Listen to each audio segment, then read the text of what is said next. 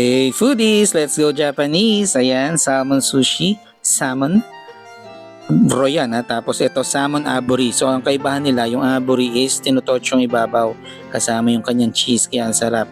Tonkatsu ramen, and then meron tayo ditong pabangka, maki, iba't ibang klase ng maki nila, and then Japanese curry. Yan, wala tayo sa Japan, nagbabayad pa tayo ng utang. Nandito lang tayo sa Rosario, Batangas, and this is So, nandito Oyamoto tayo sa Ramen and Sushi. Oyamoto. Evaluate ni Kuya. Kumusta yung pagkain? Ayos, for its price din, hindi ko in-expect na ganito kalaki yung serving size. Lasa-wise. Masarap siya. Very Japan. Kuha rin niya Kuha niya yung mga resto sa Japan. Yung curry ni Yuan. Pinapa-evaluate namin kay Kuya kasi taga Kyoto yan eh. Iyan, sarap. O diba, sino pa ba yung best mag-review kundi yung taga-Japan na mismo? Taga-Kyoto yan si Ethan, estudyante siya doon, diba?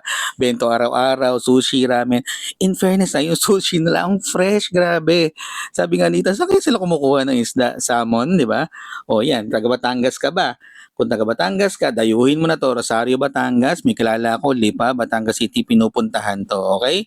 So magpa-reserve ka na kasi sulit na sulit, very affordable, ang laki ng serving.